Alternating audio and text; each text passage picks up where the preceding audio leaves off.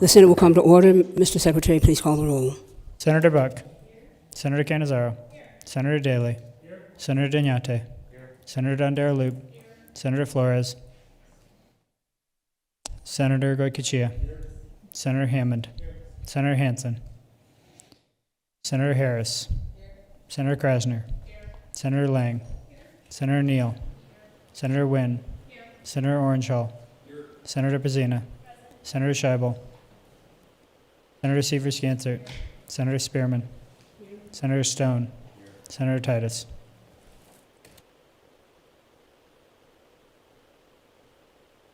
Senator Canizaro. Thank you, Madam President Pro Tempore. Please mark Senators Titus and Hansen absent excused, and please mark Senators Flores and Scheibel present as they are in the building and or joining us virtually.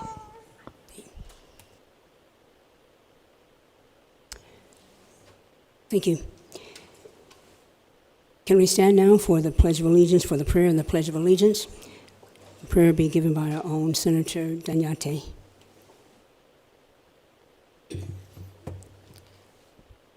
Let us pray. Dear God, we come before you today with humble hearts, seeking your blessing upon the Vegas Golden Knights. As they step onto the ice tonight, we pray for their safety, shield them from the injury, and grant them the resilience.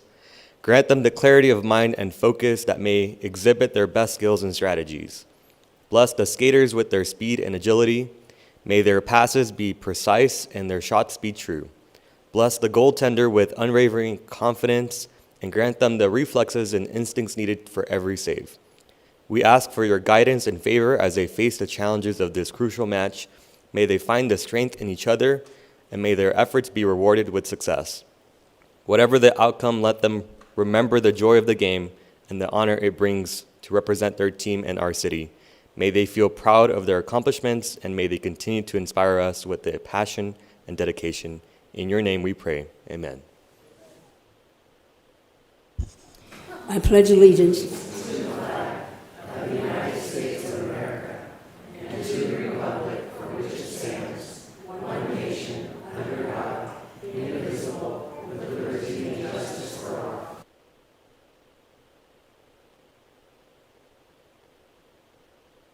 Order business number 3, reading and approval of the journal. By previous order of the Senate, the reading of the journal is dispensed with, and the President pro tempore and the Secretary are authorized to make the necessary corrections and additions. Order business number 9, motions, resolutions, and notices. Senator Canizaro.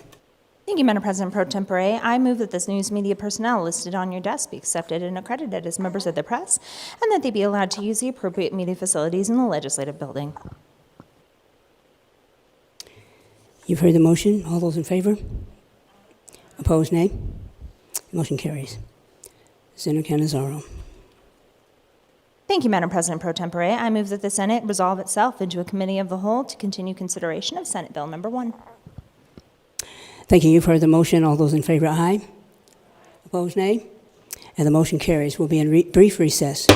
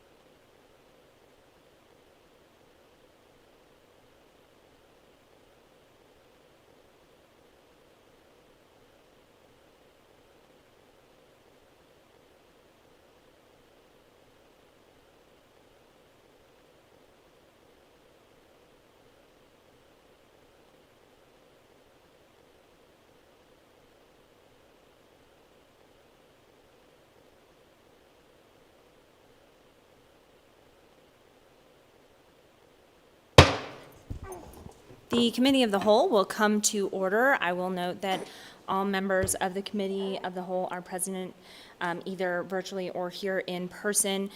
Senators Titus and Senators Hansen are excused. Otherwise, we have the remaining members of the Committee of the Whole here today. Committee members today, as you recall, a couple of days ago, we had heard hearing on Senate Bill number 1.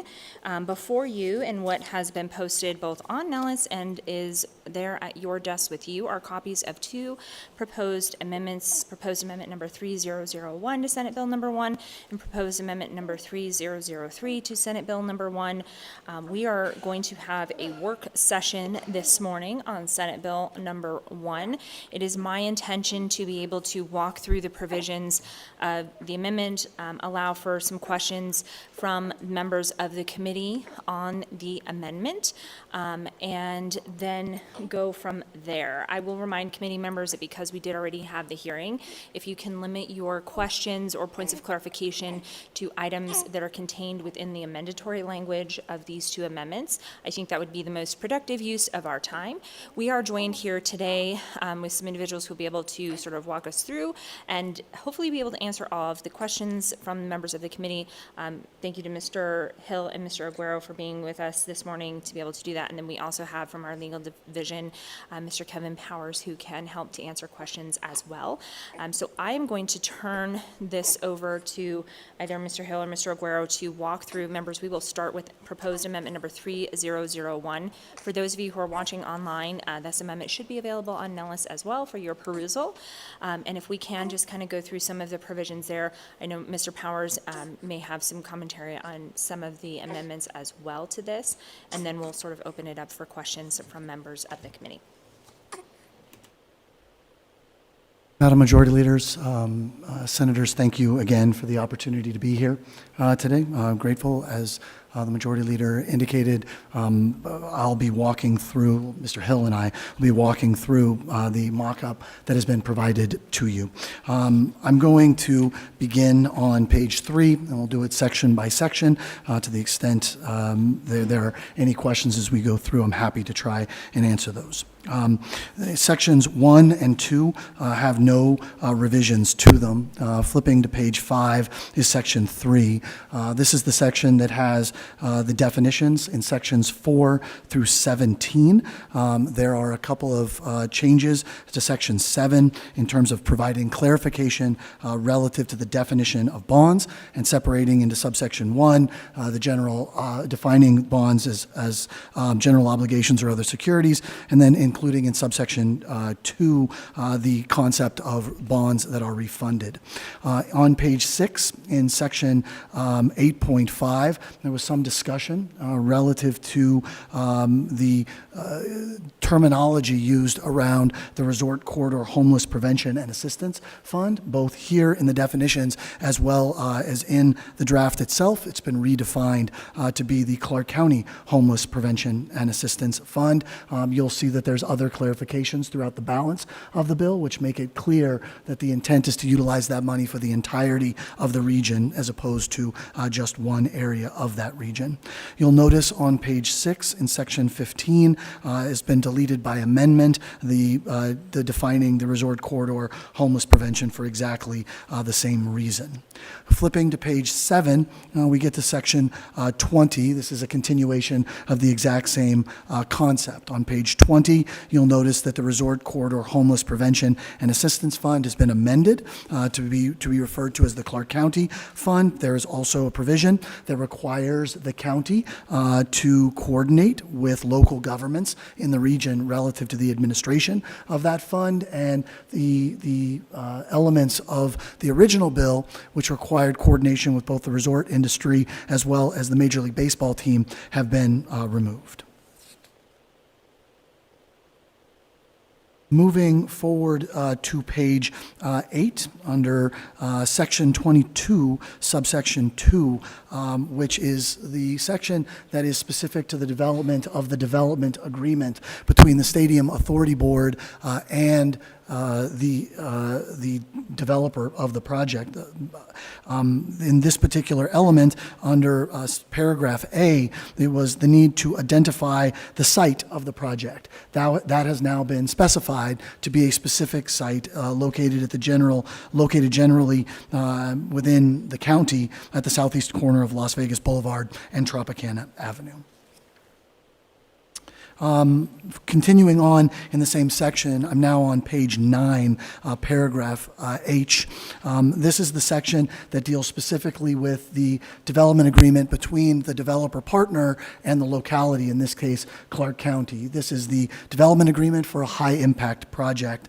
There have been a couple of elements that have been amended into this section. One is the concept of including utilities and also making sure that the specific words safe and efficient airport operations have been included as part of the determination that must be made as part of that high-impact project.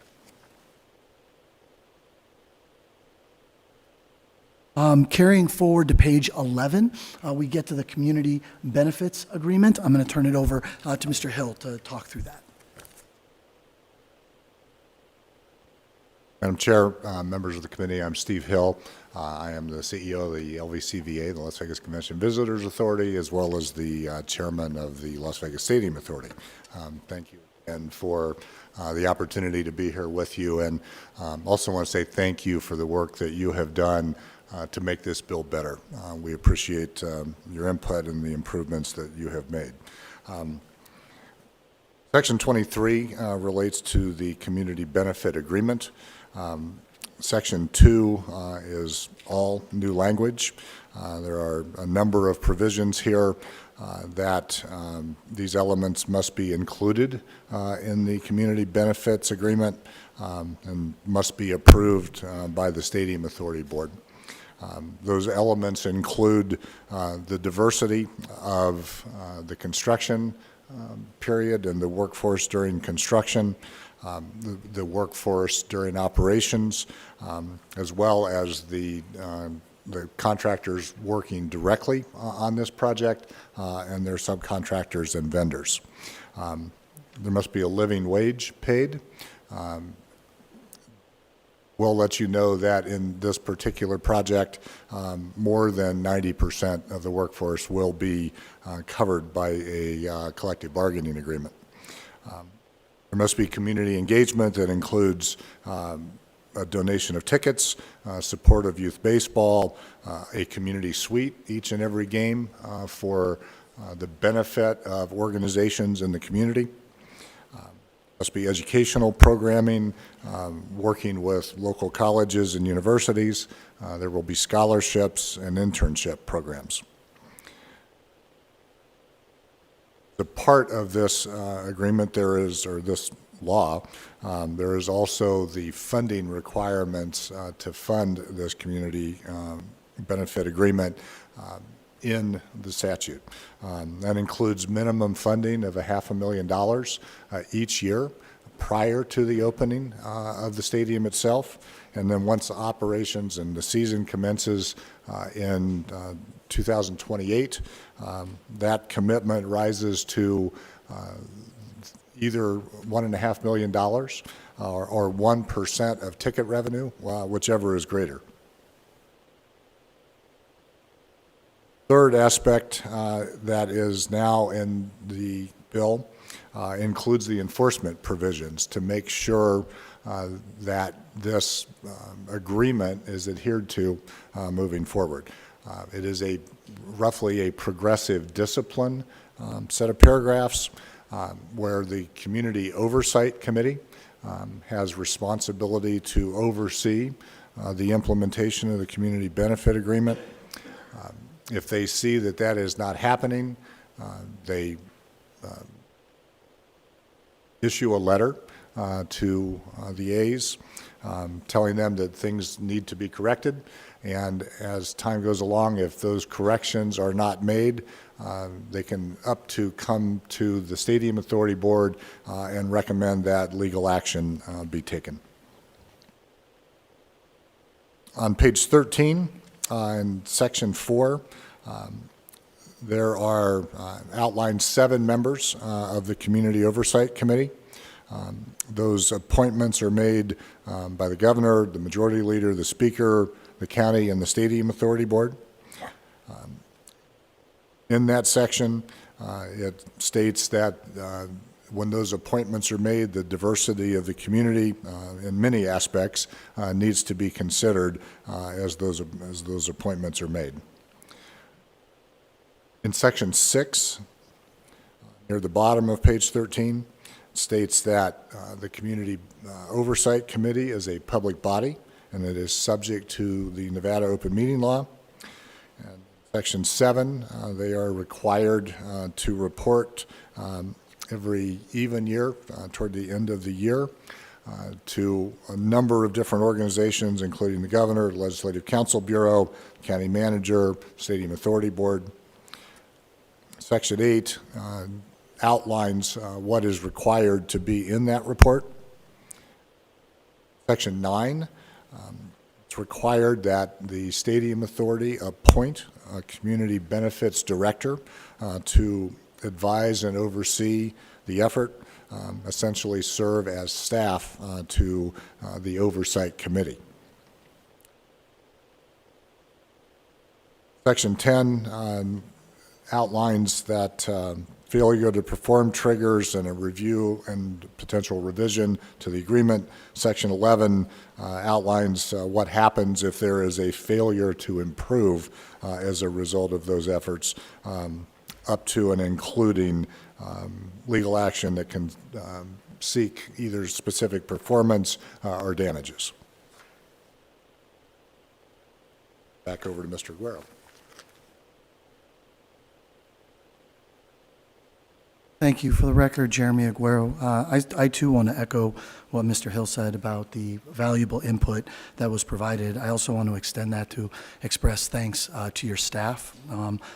They have been tireless in terms of trying to get this crafted correctly, and I also want to extend our thanks to them.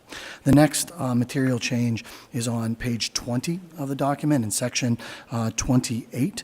In this section, you'll see that there's a revision in terms of when the Sports and Entertainment Improvement District can be created. The drafters in section 28 simply enumerated the sections that were provided in section 1 and have outlined them there, frankly making it cleaner and a little easier to read.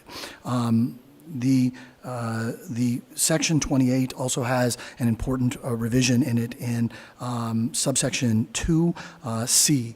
You'll notice that in the earlier sections, when we're defining what a Major League Baseball stadium project is, that there was a provision that essentially ensured that a hotel, an operating hotel, or a licensed gaming establishment would not be included, to make sure that neither the project nor the Sports and Entertainment District can include an operating hotel or a licensed gaming operation. That same language or version, very close to it, has been provided, has been moved to section 28 2C to make sure that there is no ambiguity relative to either one of those two things being able to take place. Also in section 28, subsection 3C, it also makes it clear that the expansion, if the district were to be expanded from time to time, that it also could not include an operating hotel, motel, anything along those lines, or a licensed gaming establishment. Section 29 has a number of revisions to it. This is the section that includes all of the revenues that inure in to the district. The section has been reordered on a number of levels to make sure that the operative additional section, which is section 8 of the amendment, works and is identified throughout. What section 8 does, and I'm sorry, I'll make sure that I put you to the right page relative to that.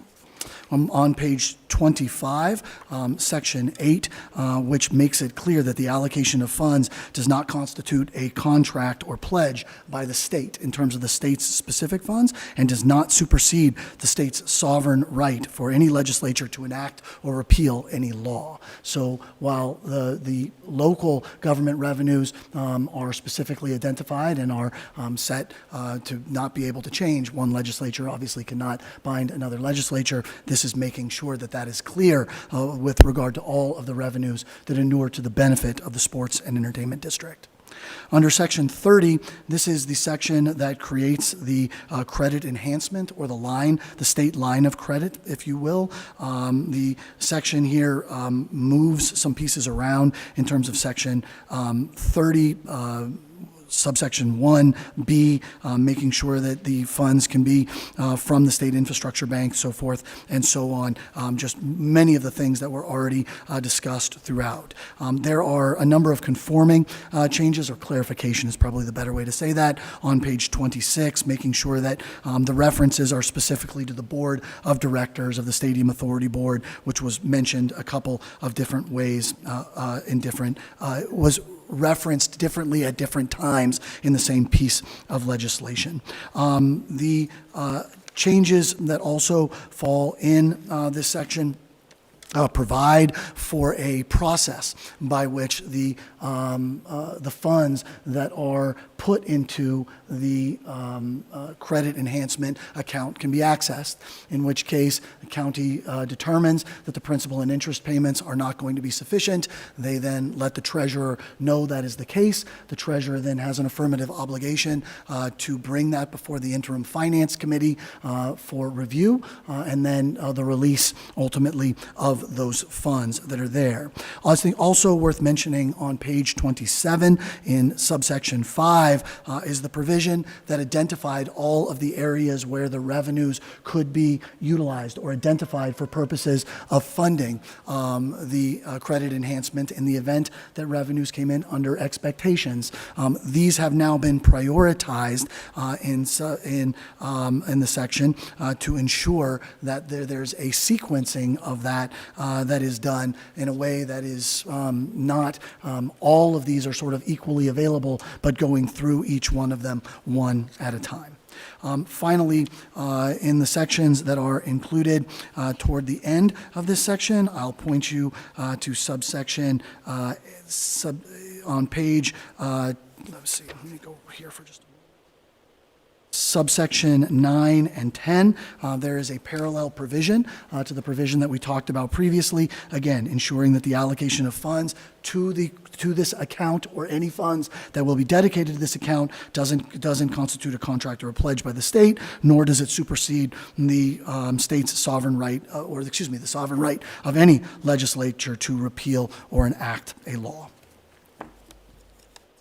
On page 30, section 31, you'll notice that there's a date that has been added to this section on or after July 1 of 2025. This is the section that specifically provides for the transferable tax credits. It essentially says that the transferable tax credits cannot become available until July 1st of 2025.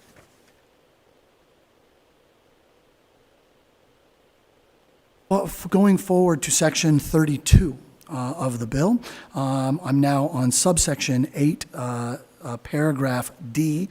You'll notice that there are some revisions crossing out $90 million and replacing it with $60 million. The mock-up that is in front of you changes the construct of the transferable tax credits. That was $180 million to be provided in transferable tax credits, with $90 million being subject to refunding through the waterfall, to $180 million of transferable tax credits with $120 million that are available to be refunded through the waterfall. So in what this section specifically indicates is the $60 million that would not be subject to refunding, and then it cross-references the section in the waterfall repayment to make sure that all of those are subject to repayment.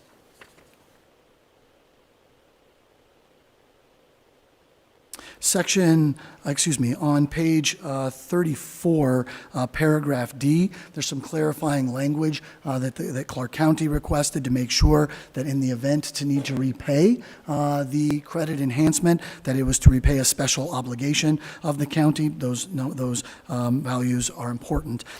Page 34, paragraph G is the waterfall provision that we're looking at now. That waterfall provision provides the repayment of the transferable tax credits, the portion of the transferable tax credits that we spoke about earlier. That is repaid in 2 tiers. The first of those tiers is the first $45 million of those refundable tax credits are paid, with 90% of the available money in the waterfall going to the repayment and 10% of the money in the waterfall going to the Clark County Homeless Prevention and Assistance Fund. Everything that is repaid in excess of $45 million up to the full 120 repayment is a split that is 80% going to the state for the refunding of the transferable tax credits and 20% going to the Clark County Fund for Homelessness Prevention and Assistance.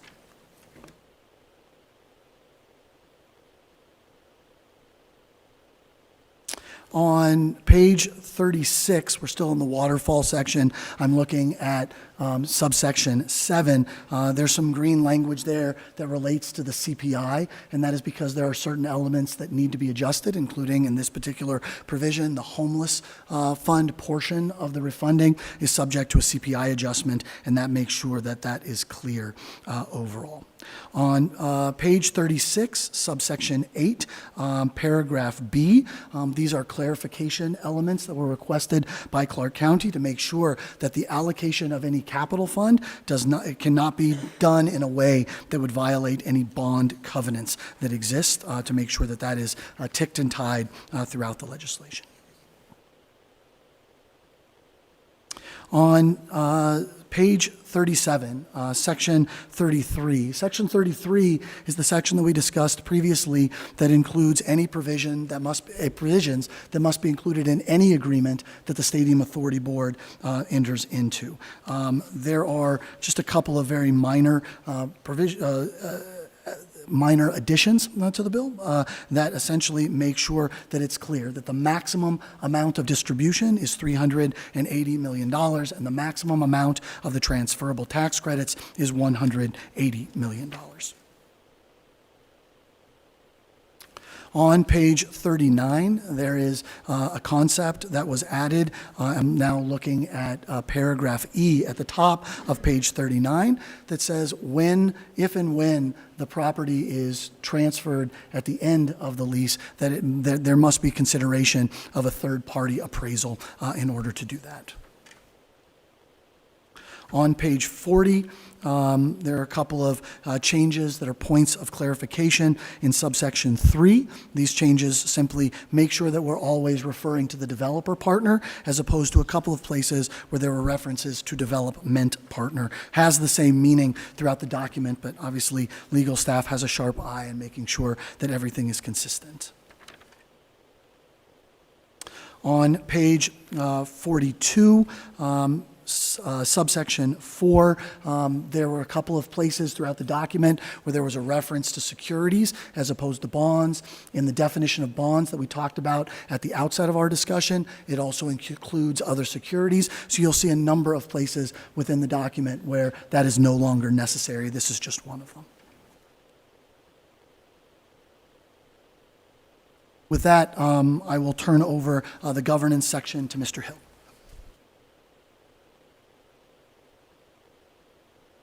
Steve Hill.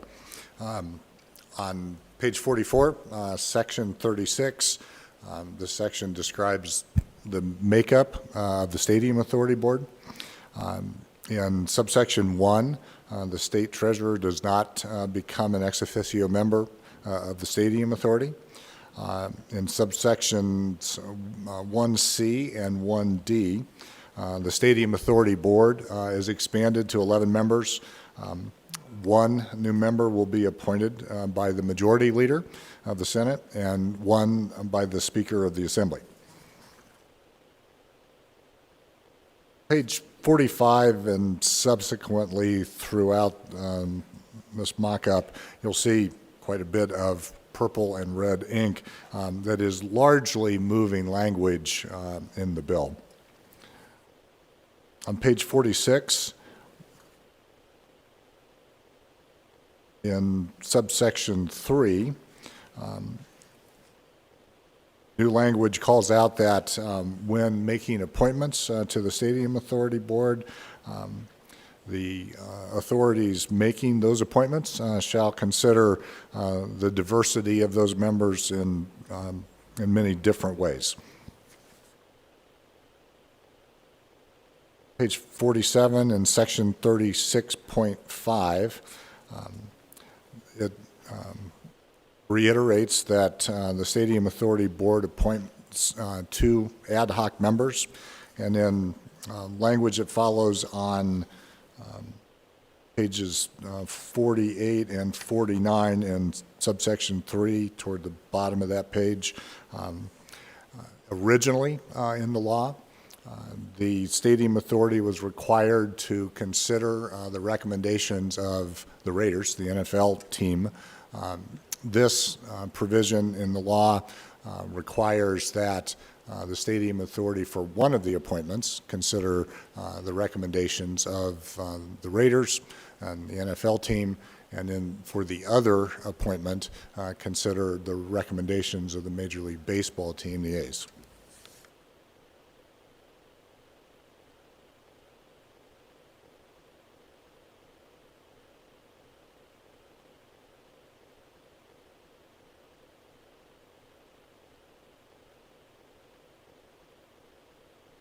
On page 50 in section 37, subsection 2, it just points out that the new members appointed by the majority leader and the speaker will have staggered terms. Next page, page 51, section 37.5. It just points out that the board member appointed in consultation with Major League Baseball will be done after the bonds have been issued.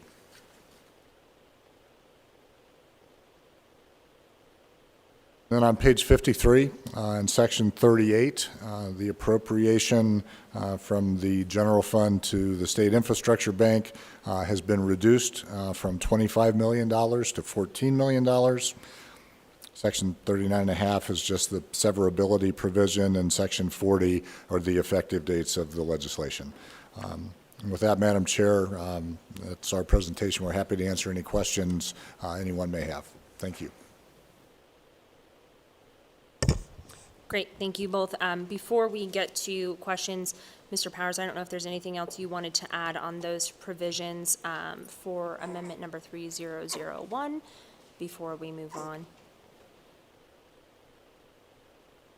Thank you, Madam Chair. For the record, Kevin Powers, General Counsel, LCB Legal Division, and just for the viewing public, the LCB is a nonpartisan agency. We do not support or oppose any particular piece of legislation, policy, or viewpoint.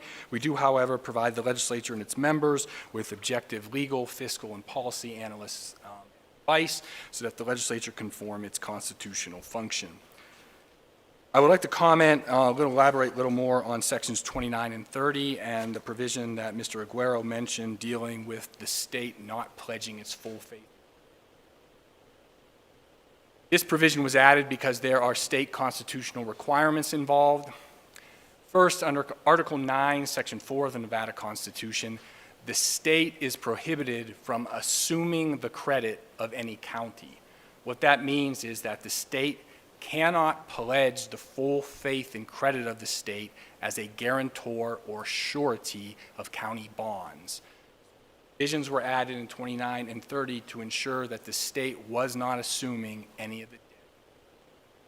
County bonds issued under the bill will be the general obligation bonds of the county, and ultimately the full faith and credit of the county will back those bonds, not the full faith and credit of the state. In addition, under Article 9, Section 3 of the Nevada Constitution, if the state wants to issue its own bonds, the state has to comply with certain requirements if those bonds are backed by the full faith and credit of the state. In particular, the state has to impose a tax to cover the payment of the bonds within a 20-year period, and those bonds combined with other outstanding state bonds cannot exceed the state debt limit.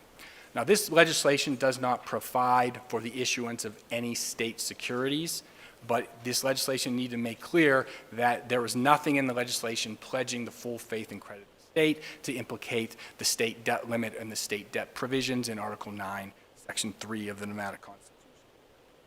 Finally, under the federal Constitution, if a state pledges this full faith and credit behind general obligation bonds, those bondholders then have a contract with the state that is protected by the contract clause of the federal Constitution.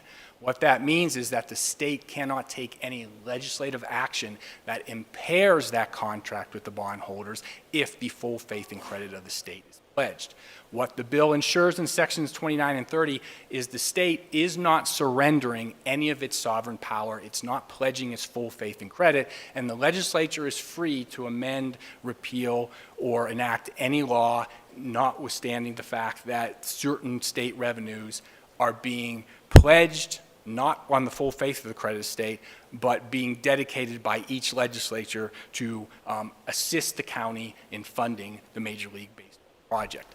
As it stands now, it's a continuing appropriation, so it doesn't require successive legislatures to continue biennium. However, successive legislators could come in and adjust any of the taxes that are part of the revenue stream and adjust any parts of this legislation as necessary to achieve legislative policy goals, and that would not affect the contract clause because the state is not pledging its full faith.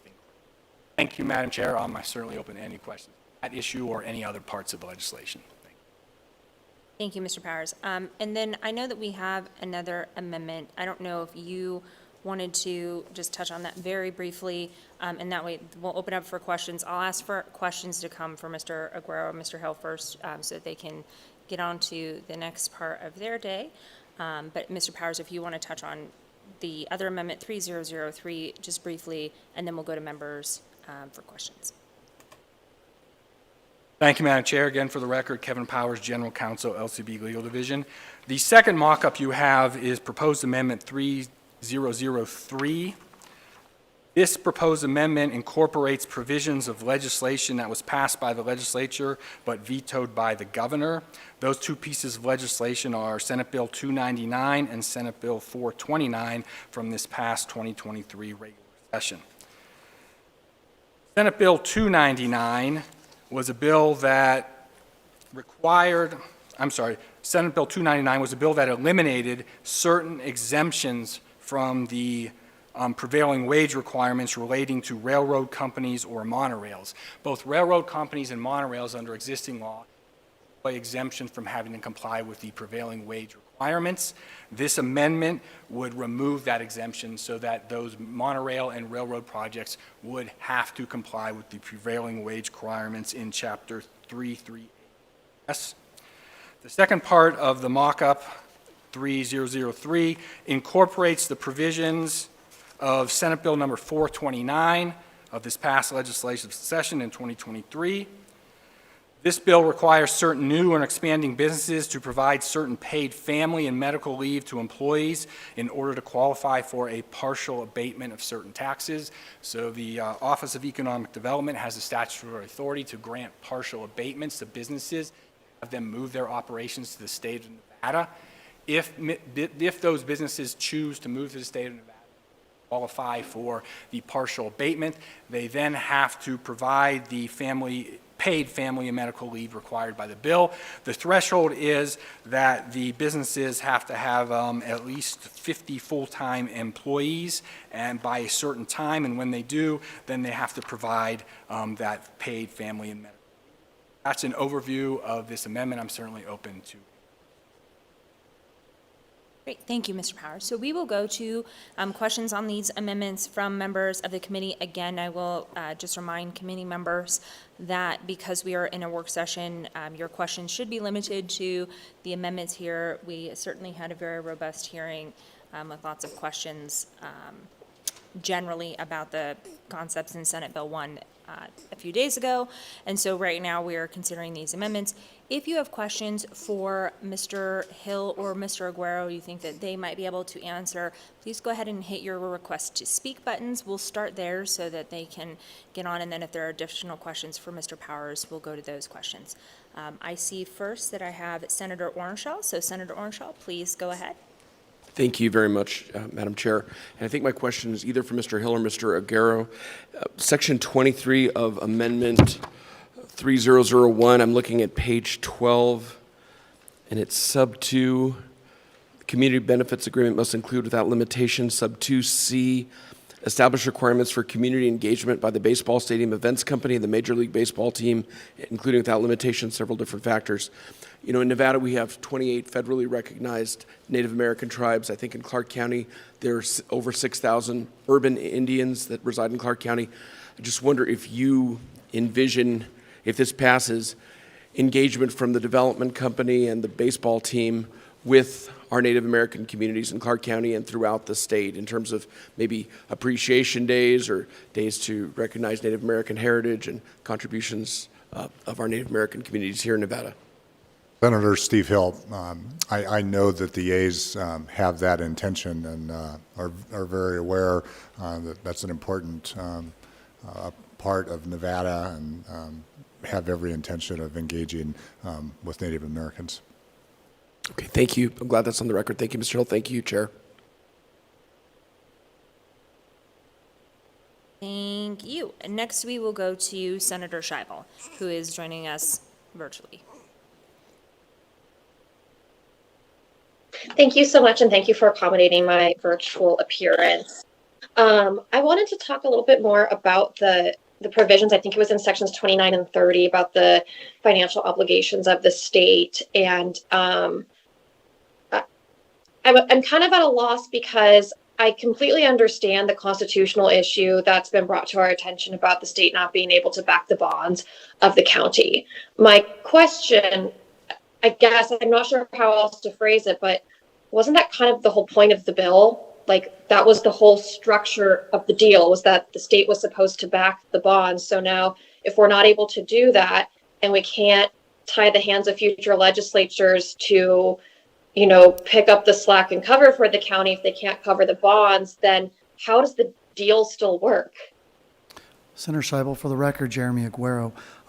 There's been a lot of conversations between Legislative Counsel Bureau and the county and bond counsel to make sure that we have it structured. Yes, one legislature cannot bind another legislature, but these revenue streams do become available for the repayment of those bonds. And so, yes, does it create some additional risk? Of course it does, but that risk, I think as Mr. Powers would probably confirm, and I don't mean to put words in his mouth at all, always existed. That was always part of it. I think what's really included here is a clarification that that there is some limitation in terms of what future legislatures are ultimately going to do.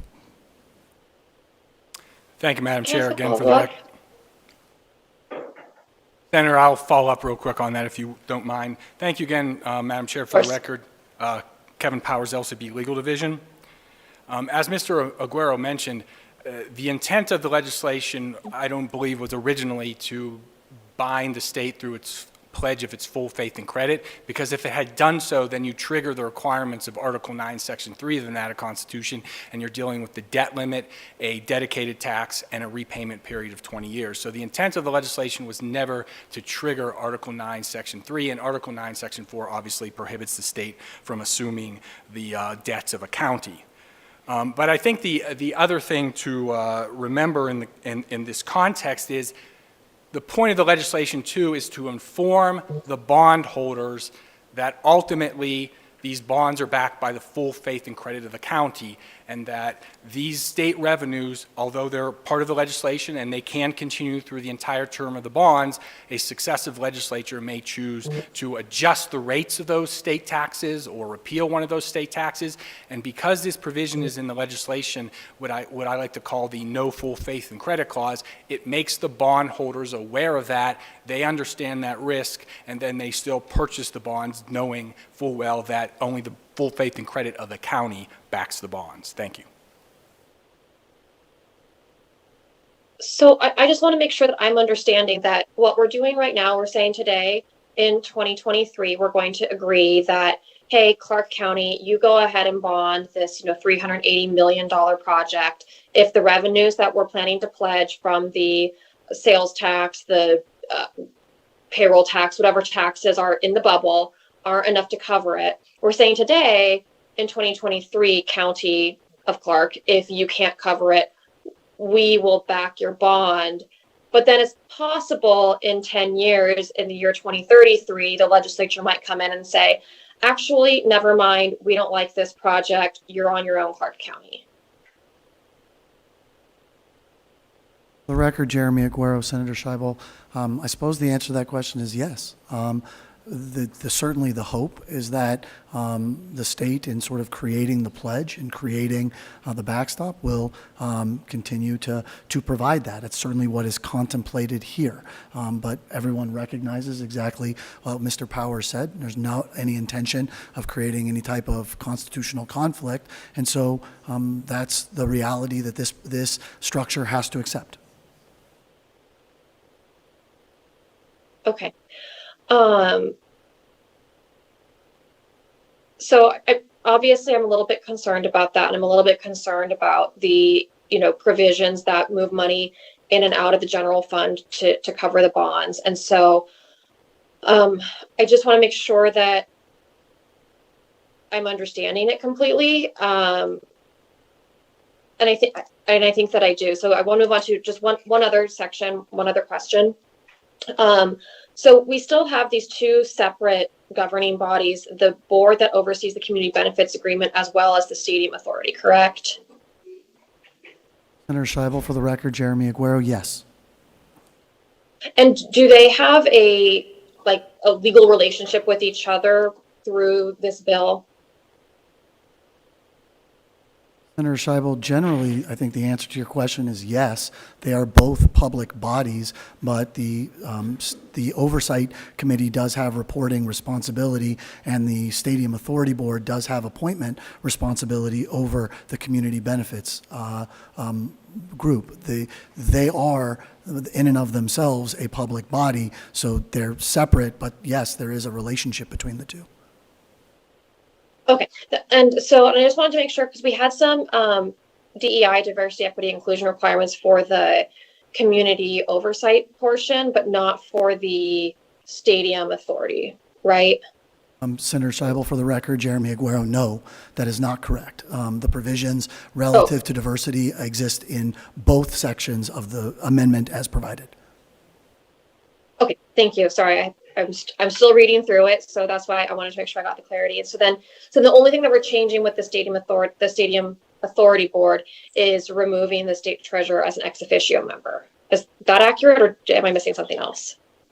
Senator Scheibel, for the record, Jeremy Aguero, I believe the answer to your question is yes. The only other piece that I would mention is what you already mentioned, and just to make sure that the record's complete, the other material revision is the inclusion that the members of that board, in this case the Stadium Authority, that are appointed, take into consideration, as Mr. Hill said, a broad cross-section of diversity of our state and this or our community and the state. And Madam Chair, Okay. for the record, again, just let me add, Kevin Powers, General Counsel, LCB Legal, there are the addition to the Stadium Authority of additional members appointed by the Majority Leader and the Speaker. So in addition to the diversity requirement, there'll be an expansion of the Stadium Authority with those additional appointed members. Thank you. Thank you, but those changes were in the original bill. I'm just talking about the amendment just changes the no longer appointing the state treasurer.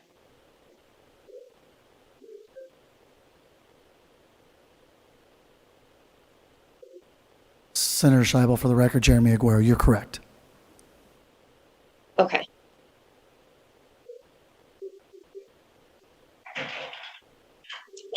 I'm sorry, can you just talk a little bit about why that change is being made?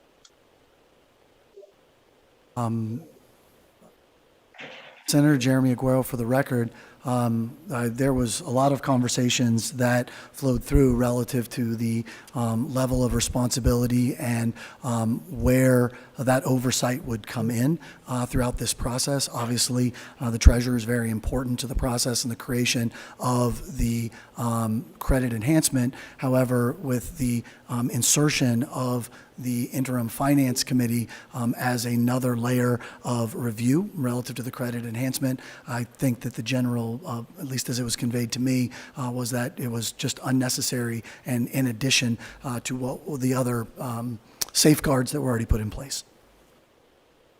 Okay. Thank you. I appreciate that.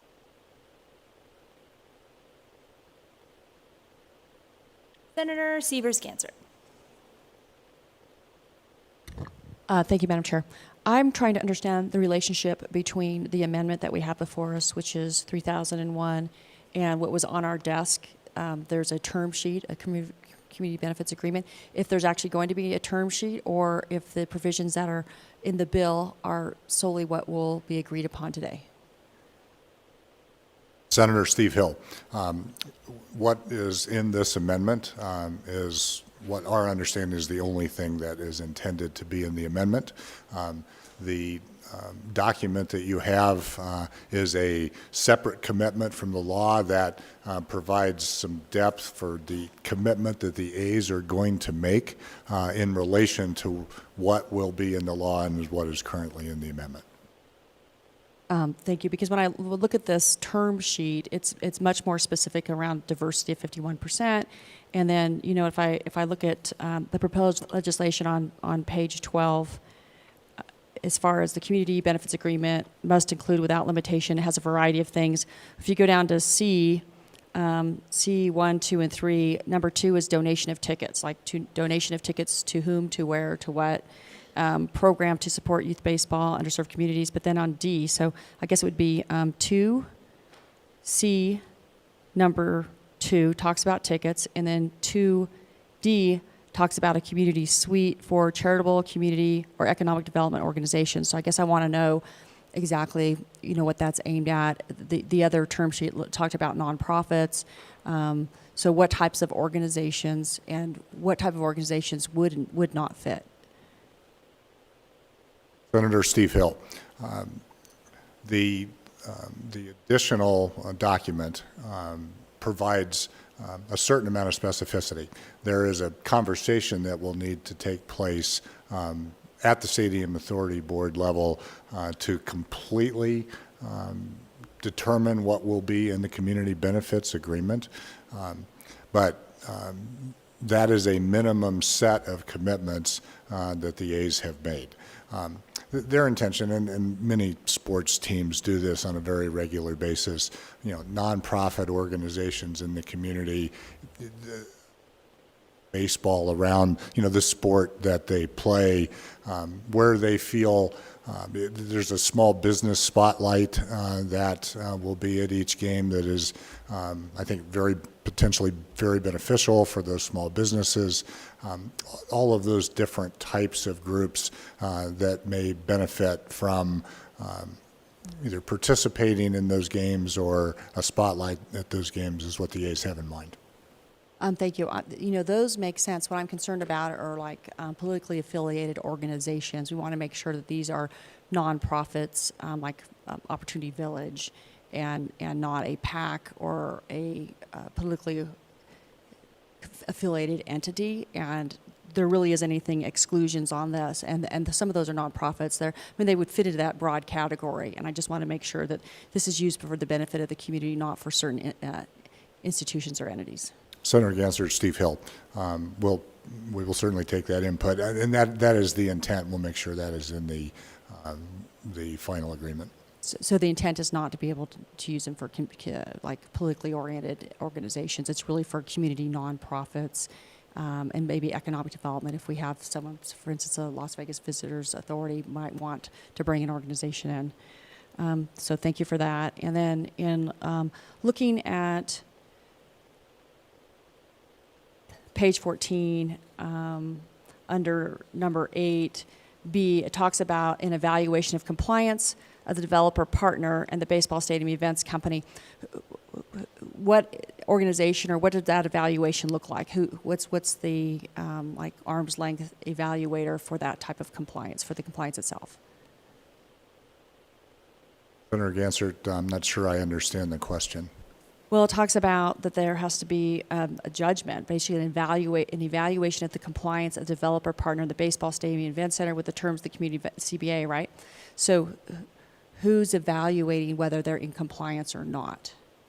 Senator Steve Hill. The first step in that would be the Community Oversight Committee that's appointed as we outlined in this amendment. If it gets to the point that the Community Oversight Committee does not feel that they are able to be effective with either the developer partner or the stadium events company, then they can bring that issue to the Stadium Authority Board, who would also make that judgment. And then ultimately, if the Stadium Authority Board agreed and took that into the judicial system, a judge would ultimately decide. Thank you. I think it's important to have arm's length, eventually, if it gets to that, to make sure there's a fair evaluation of the compliance. And then kind of bigger picture, this is set up with the Stadium Authority creating this external entity and a developer partner. What happens if the developer partner changes? What happens if the team is sold to someone else? I don't see any language in here specifically around that. Senator Gansert, Steve Hill. The original law is written, and it continues to apply that those types of changes have to be approved by the Stadium Authority Board, and that approval cannot be unreasonably withheld. Okay, thank you. And then when looking at the members of the one, I'll call it advisory board, but the one board, they have 4-year terms, and are there any there's no limits on terms is the way that I read that. So you're appointed, you have a 4-year term until you're just no longer, I guess that would be a reappointment every 4 years, but no term limit on that. Is that correct? Senator Gansert, Steve Hill, yes, that's correct. Thank you. See if I have any other questions real quick. That's all I have for now. Thank you. Senator Neal.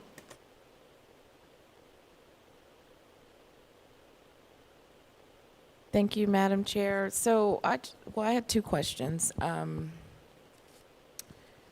It's on page 34, and this is related to the special repay of the special obligation. This is after the waterfall. I guess so. I'm gonna make a comment, and then I'm going to tie in the question. I know you've been reading the media, right, about the county and then their ability not to be able to give up $40 million for this Formula One for the streets, asking for public money to be put up. It gave pause for concern, right, that although we're creating this waterfall, although we're creating this secured system to repay public money, it has not actually been established that the county can afford to do this act. Do you have any actual documentation that proves that the county can actually afford to pledge their half of the revenues that are local? Because it doesn't seem, when they say, well, we don't have $40 million to go and repave the street for a Formula One event that's already on the books to happen, it gives a pause for concern. Have you guys had that conversation with them? Senator Neal, Steve Hill, and I believe Chair Gibson from the county will appear or is available for that question as well. And so I don't really want to speak for the county, but I think if worded precisely, it would be that they don't prioritize that particular funding for that particular project over the, I don't know how big their general fund is, but it's in the $2+ billion range. So they have the ability, certainly, to execute what is in this bill. Okay. Thank you for that. So that's good if the county is somewhere down south. It's really, I think that's an important question to get on the asked and answered on the record from the county.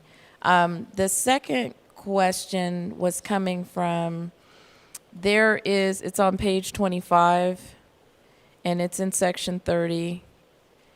And this has to do with the credit enhancement piece.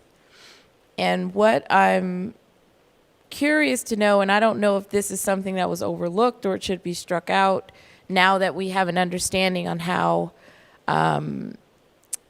the state will be involved in the limitations of the state. But if you look at line 32, where it says what can be the form, and so after other financial instrument, and then it says or structure, what is structure? What is or structure? What can that be the form of? And is that something that we should have eliminated because it's vague in regard to what, I guess, credit form that could be or what that is? Senator Neal, for the record, Jeremy Aguero. I think or structure just allows there to be some flexibility relative to exactly how it's going to be structured within the state infrastructure bank is sort of indicated here, or more broadly, some other type of structure. Until all of the revenues are identified, until we walk through this process, exactly how that structure is going to exist is not perfectly known. This simply allows some degree of flexibility in terms of how that might look. So, thank you for that response, because the way I read it, when it says or other financial instrument, I'm assuming that it would be other financial structure. Senator Neal, for the record, Jeremy Aguero. I mean, obviously, the entire sentence is there to provide a broad cross-section, right? It could be, so there's so many tools that are available to the state treasurer from a finance perspective, and just making sure that he or she is ultimately able to structure something in a way that is in the best interest of the state of Nevada. Allowing that flexibility is provided solely for that purpose. Okay, thank you for that. Madam Chair, I know you, can I ask a question, Mr. Powers? Let me ask if there's anyone else. I don't see anyone else on my screen who has questions for Mr. Hill and Mr. Aguero. So why don't I'll we? wait. I think I see I'll wait. Senator Harris. So let's go to Senator Harris, and then if anyone else has questions for Mr. Hill or Mr. Aguero, otherwise, Senator Harris, you can ask your question, and then we'll let them get on with the rest of their day. Thank you, Madam Chair. My question is about the structure of the Stadium Board Authority and how we will ensure that funds are managed properly so that the state doesn't have to eventually, when it gets down to the waterfall, well, I guess it's not a reverse waterfall of sorts, but once it gets down to where the state has to pull some money out of its pocket, what are the protections for the state on that board to make sure things are running the way that they should be, given our skin in the game, so to speak? Senator Harris, Steve Hill. The protections are this law and have worked exceptionally well since 2016 when it's passed. The Stadium Authority does not have discretion with how, other than within the pockets of money that are available. We can't change what the amount of money that is available in each one of those waterfall areas. So we do have discretion to approve the maintenance plan for the stadium within the boundaries of the amount of money that has become available in that bucket of the waterfall. But we have no authority to change where the flow of that money at all. So I said waterfall, but really what I was referring to is I guess it's like a reverse waterfall where if things don't go well, there are a list of sources of dollars with which those bonds can be repaid, and the state is now at the bottom. So my question's really about who is protecting the state's interest on that board. Senator Harris, Steve Hill, I believe we are all protecting the state's interest on that board. That's our job. That's why this law and this body has created that board, and it is completely prescriptive. So we just don't have the discretion not to do that. Okay, thank you. Okay. Mr. Hill, Mr. Aguero, thank you very much for being here to answer questions on the amendment. I appreciate it very much. We will let you exit, and then Senator Neal, I believe you had a question for Mr. Powers, so I will turn it over to you. Thank you, Madam Chair. Mr. Powers, I had a question on page 27, line 19. Before I ask the question, thank you for the sovereign power language. You're just a ball of awesome. I know you. Anyway, okay. All right. But so I wanted to ask a question because when you read line 19, when it allows for the state treasurer to gather, shall gather, I guess I wanted to get your clarification on the meaning of that word in the context of that power that's in that section from lines 19 through 24. Thank you, Madam Chair. For the record, Kevin Powers, General Counsel, LCB Legal. Based on how the amendment is structured now, State Treasurer has a duty to make sure that the designated fund for the credit enhancement has a minimum amount. When it falls below the minimum amount, then the State Treasurer has to go in the order of priority listed on page 27 to acquire unencumbered money that's not already committed for expenditure. So what it would mean then is that if there's a credit draw, which has to be approved by the IFC first. So if there's a credit draw that's approved by the IFC and that designated fund for the credit enhancement falls below that minimum amount, then the State Treasurer gathers funds that are unencumbered, beginning with any amount of legislative appropriations that have been made to replenish the fund. If that's not enough, then the State Treasurer looks to the legally available funds in the Nevada State Infrastructure Bank Fund. And if that's not enough, it looks towards interest in the designated fund for the credit enhancement. If that's not enough, it then looks to the consolidated bond interest and redemption fund. If that's not enough, then State Treasurer looks to the funds on deposit in the rainy day account, and then finally in the unreserved balance of the state general fund. Now, realistically speaking, it's unlikely that the State Treasurer would have to move through all those funds to the unreserved balance in order to replenish the designated fund for the credit enhancement. But the two checks on the State Treasurer are, one, this county treasurer has to ask for the draw. The State Treasurer cannot do anything on the State Treasurer. The county treasurer has to trigger it. And two, IFC has to approve the draw for the payment of the bond debt service. And then at that point, if necessary, the State Treasurer would replenish from those order of a priority accounts that I mentioned.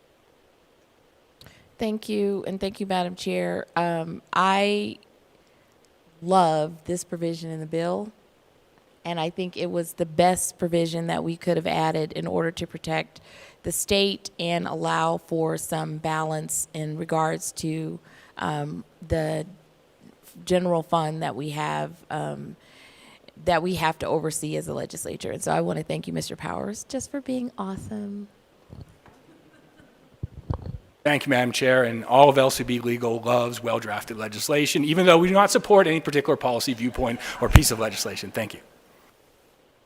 Thank you, Mr. Powers. And well, of course, second that you and all of LCB Legal are very awesome, and we're very appreciative for all of your hard work. Other questions for Mr. Powers at this time?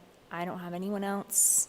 Oh, Senator Goycochea, I saw your hand. We'll go with that.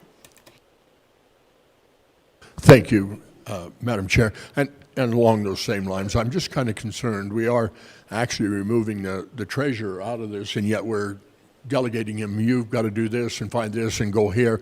And yet in the end, we're not allowing him to sit on the board. I guess that kind of concerns me. Clearly, I would feel a lot more comfortable if our chief financial officer, who is the state treasurer, was in fact involved. And I'm very concerned about, you know, we're designating, okay, you'll find this money here, here, here, here. This is the steps. But actually, when we get into, Section 36, we're telling him, but again, you don't have a place on the board. Thank you, Madam Chair. Just as a matter of a nonpartisan response, as originally proposed, the state treasurer was supposed to be an ex officio non-voting member, so the state treasurer would not be able to control any activity of the stadium authority because the state treasurer vote. However, even though the state treasurer is being removed as a non-voting ex officio member, nothing stops the state treasurer or a representative of the state treasurer from being present at any of the meetings of the stadium and expressing the state treasurer's viewpoint on any actions of the stadium authority. Thank you. Thank you, Madam Chair. And if I may follow up along those lines, but again, then at this point, the way I see this legislation, then the state treasurer would have to come before IFC to voice those concerns. I mean, that would be his venue, as I'm reading is, correct? Thank you, Madam Chair. That is correct. Thank you, Madam Chair. Senator Spearman, do you have a question? Yes, ma'am. Yes, Madam Chair. So it may have been asked and answered already, but I just need the distilled version of what happens if the county can't pay. There's currently a lawsuit pending, and if they have to pay that, if there are others that we don't know about, and I know that the state is, quote, protected, but somebody has to pay this. And I'm concerned about taxpayers in the county. So the county defaults after you go through 1, 2, 3, 4, 5, 6, and that still is not a remedy. Who pays the debt? Thank you, Madam Chair. For the record, Kevin Powers, General Counsel, LCB Legal. Because the county is issuing general obligation bonds backed by the full faith and credit of the county, before it defaults, has a duty under the federal and state contract clauses to increase taxation as necessary to pay back the bondholders because they have a contract with the bondholders that's protected by the contract clause. So ultimately, the state would never be required to cover any deficiency in revenue to pay for the bonds. Ultimately, the county would be required to cover that deficiency. If they have enough money in the county bond redemption fund already, then they don't have to turn to the taxpayers. But in the worst case scenario, if state revenues were low and other revenue sources in the bill didn't meet the bond debt obligation, then the county would have to look to the county taxpayers. So in order to satisfy the debt, zero amount remaining in so it would have to raise taxes. The particular county we're talking about is Clark County. So they would have to raise taxes so that they could make good on the debt. Yes? Thank you, Madam Chair. That is correct, but that is the case always with county general obligation bonds. If the county cannot meet the debt service from dedicated revenues for those bonds, it has to turn to the taxpayers to pay those bonds because the county has a contract with the bondholders that's protected by the contract clause. Thank you, Madam Chair. Senator Orenshaw. Thank you very much, Madam Chair. And actually, I'm not sure if my question is for Mr. Powers or maybe someone from the Fiscal Division, but Section 36, with removing the state treasurer as an ex officio member of the Stadium Authority Board of Directors, I'm just a little worried that that removes a fiduciary interest for the state, and I wonder, will our LCB or our Fiscal Division, if this passes in this form, be monitoring what happens at the Stadium Authority Board, or is that something that we would need to ask, or Legislative Commission to ask in terms of monitoring and protecting the state's financial interests? And perhaps my question is actually for someone in the Fiscal Division.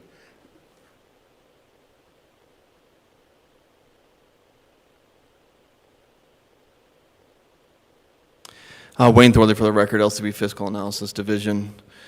Certainly, given that this amendment requires the Interim Finance Committee to take certain actions in certain circumstances, the Fiscal Analysis Division will be monitoring the activities of both the Stadium Authority and the pledged revenue that is going to repay the bonds, so that if the provisions relating to the Interim Finance Committee are invoked, then we are prepared to advise the committee accordingly. Thank you, Mr. Thorley. Thank you, Madam Chair.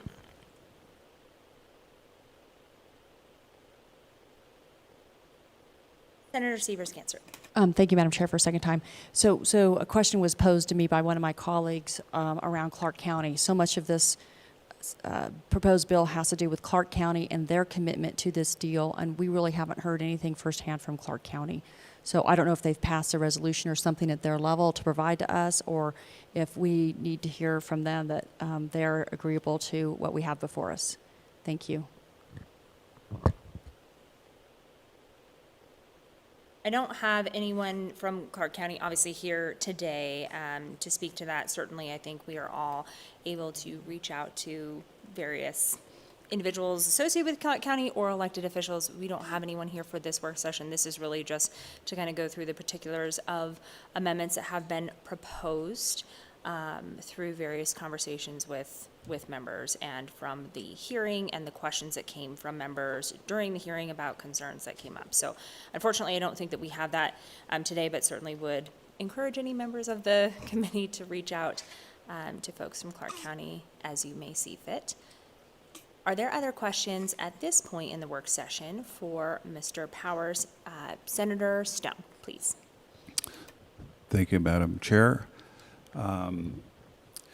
So I'm looking at this amended deal now that the maximum exposure that the state of Nevada has is $60 million in transferable tax credits if all goes south, which according to my calculations, if we're looking at a $1.5 billion stadium, is looking at a 4% investment. Is that correct? Assuming that all the revenue coming from the site is derived from the site, and we wouldn't have that revenue unless the stadium was built, correct? Thank you, Madam Chair. That's beyond the scope of LCB Legal, so I would either hand the ball off to our fiscal division, who would provide better analysis, or Mr. Aguero. Thank you. Wayne Thorley for the record, LCB Fiscal Analysis Division. Senator Stone, I don't know that it's accurate to say that's the maximum exposure, the $60 million. Of course, the state is putting up $180 million. Some of that would be repaid if there is sufficient revenue collected and that is distributed through the waterfall. However, that is not a certainty. So let me rephrase that. In a best case scenario, our maximum exposure is 4%. Wayne Thorley for the record, again, LCB Fiscal. Assuming revenue is collected in a sufficient amount that the transferable the refundable portion of the transferable tax credits are repaid up to the full amount, then there would be the $60 million exposure, plus the $14 million general fund appropriation in section, I believe, 38 of the bill is also a requirement on the state to make that appropriation. And then if any time after the agreement is signed and propagated, the stadium comes under construction, at any time during that construction phase or after the construction phase, if the developer defaults or relocates a team, that all bonds, all debts incurred by both the county of Clark and Nevada would be fully repaid by the developer owner. Senator, the Wayne Thorley again for the record, LCB Fiscal Analysis Division. I'm not sure which section you're looking at. I'm just, after reading the agreement, I'm not pointing to any particular section. I thought I read a section that said if the team owner defaults, that all debts taken out on behalf of the developer, on behalf of Clark County, on behalf of the state of Nevada, have to be repaid by the developer or owner.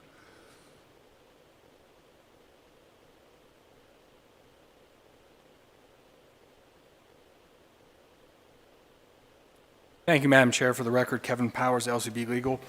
With regard to the non-relocation provision, if after the stadium is built and operating and the baseball team wants to relocate, they do have to pay a significant penalty, and that is including paying back all outstanding obligations at the time that they attempt to relocate.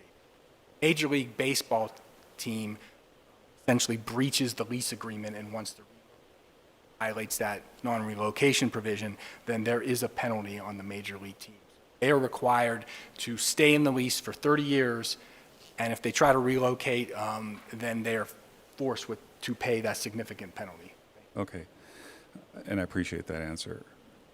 And so I guess my next question will be, I don't know who's going to answer this question, but I was told that we were going to be seeing clean amendments to this deal. And I think that the amendment number 3001 is a better amendment for this state. But I'm looking at amendment number 3003, and I don't see a nexus to this deal. Am I right or am I wrong? Thank you, Madam Chair. The Senator's question raises two issues. One, whether Amendment 3003 falls within the subject of the Governor's proclamation and call for the special session, and two, whether Amendment 3003 falls within the single subject requirement under Article 4, Section 17 of the Nevada Constitution. We're going to address those separately. So, in 2012, Article 5, Section 9 of the Nevada Constitution was amended, and also the Constitution had a provision added that allowed the legislature to call itself into special session. Both of those provisions were amended so they had the same language. What those provisions provide in this case, because the governor called this special session, we'll focus on Article 5, Section 9, is that the governor specifies the legislative business to be conducted at the special session. And the legislature cannot pass any bills other than those that fall within that legislative business. Now, prior to the 2012 amendment, there were two Nevada Supreme Court cases only that dealt with the subject call of a special session.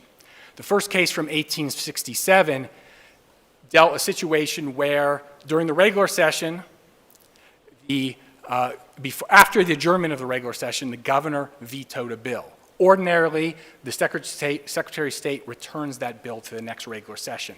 However, the governor called a special session shortly after the regular session, and during that special session, when the veto message was read, both houses determined to override the veto, even though the governor didn't bring that piece of legislation to the attention of the legislature during the special session. The Nevada Supreme Court said because the legislature was not provided with that authority to review that piece of legislation, then the legislature could not override the veto in that special session. The next case involving the Nevada Supreme Court was in 1940, and in that case, during the special session, under the prior constitutional provision, the governor could convey additional messages to the legislature and allow them to take action on additional legislation. That's no longer in Article 5, Section 9. However, the message given by the governor to the legislature was to enact legislation dealing with the state bar. The legislature during the special session created the state bar as a nonprofit corporation during the state. Someone challenged that, saying that that was outside the scope of what the governor had asked for. The key principle there is that the Nevada Supreme Court said that legislation will be found to be within the scope of the call by any reasonable construction.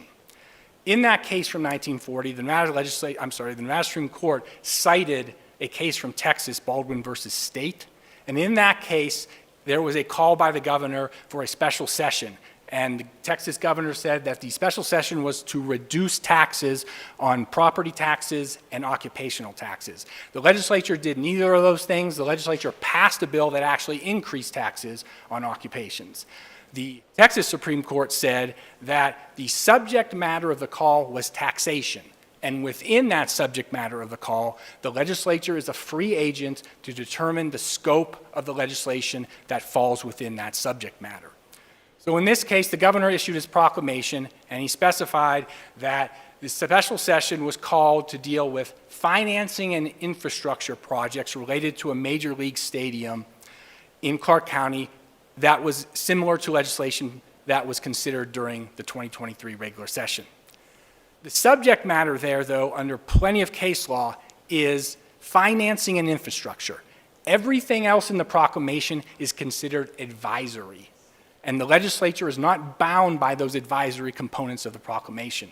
So the subject matter of the call here is financing and infrastructure. The mock-up 3003 deals with economic infrastructure projects. For example, construction of railroad and maintenance of railroad and monorails, that deals with economic infrastructure. In addition, the other provision being added dealing with prevailing wages, and that was the provision dealing with prevailing wages. The other provision being added dealing with the economic opportunity to bring businesses in the state so they get a reduction in their tax burden. So in order to get that tax advantage, this piece of legislation would add an amendment saying they have to have paid family and medical leave. But that whole program is to incentivize businesses by giving them a tax advantage to come to the state to improve the economic infrastructure of the state. So both of these amendments, we believe, are related to the concept of economic infrastructure. The governor's proclamation involved economic infrastructure, and the courts will take every reasonable construction to find that the proposed legislation fits within the call of the governor.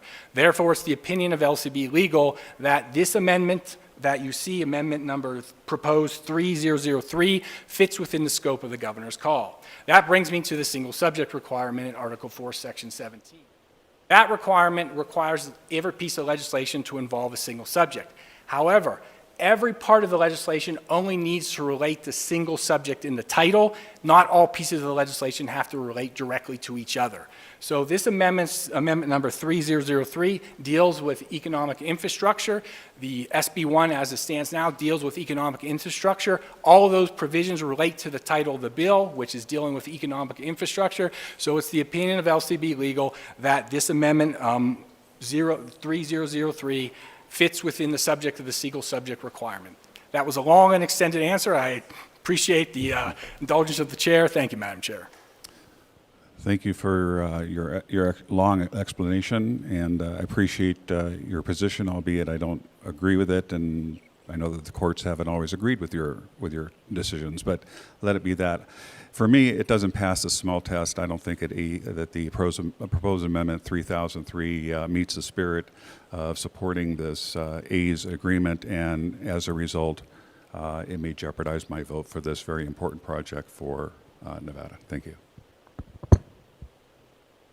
There are additional questions? I'm not seeing anyone on my screen, so if you're hitting your button and it's not working, just raise your hand. I see none. Thank you, Mr. Powers. We appreciate you being able to answer all of our questions and walk us through this amendment, and we will let you go on. I did have one thing I wanted to clarify. I know in this particular amendment, there is mention of an appropriation for $14 million set for July 1st of 2024, and I'm going to ask fiscal staff to kind of help me out with this one. I believe that there had been some discussion that it may be more prudent to draft this as on passage and approval so that that $14 million would be appropriated sooner rather than later. So just wanted to confirm, and I don't know if Mr. Thorley, you might be able to just confirm with that with us, and so that would be when changed to this particular amendment as it should have been upon passage and approval, not with the July 1st, 2024 date. Wayne Thorley for the record, LCB Fiscal. Thank you, Senator Cannizzaro. Yes, the $14 million general fund appropriation in section, I believe, 38 of the bill would be upon passage and approval, thereby having the appropriation come out of the current fiscal year FY23 fund balance and not a future fiscal year's fund balance. Thank you, Mr. Thorley. I don't see anyone popping up. Okay. At this point, we are going to be in a recess until the call of the chair members so that we can organize a few things here. So thank you again, Mr. Powers. Thank you to our fiscal staff and research staff who've been with us during this particular work session, but we will be in a recess.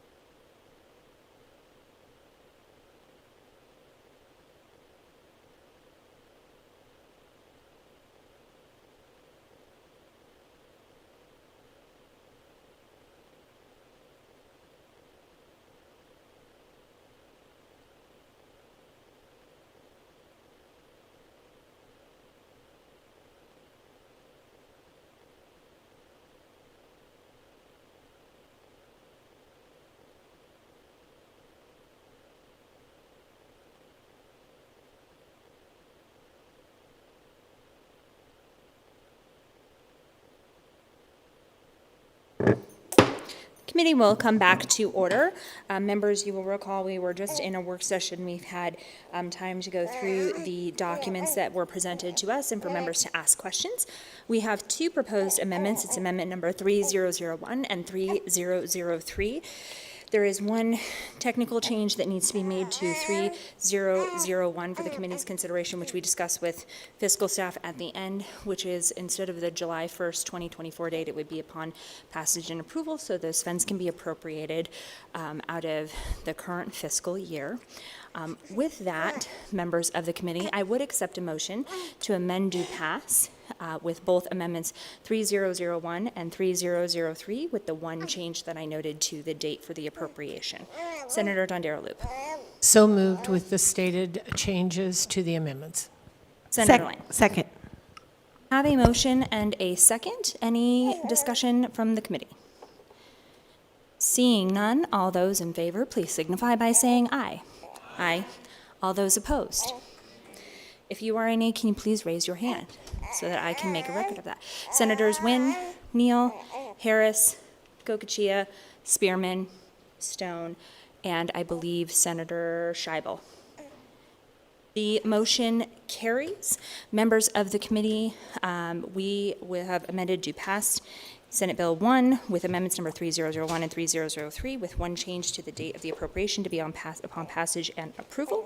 That motion carries with the majority of the members of the committee, and that will conclude our work session at this time. Senator Lang. Thank you, Majority Leader. I move that the Committee of the Whole rise and report back to the Senate. Senator Dondero-Loop. I second. You've all heard the motion. Any discussion on the motion? Seeing none, all those in favor, please signify by saying aye. All those opposed? Motion carries unanimously. The Committee of the Whole is dissolved. We will be in a recess.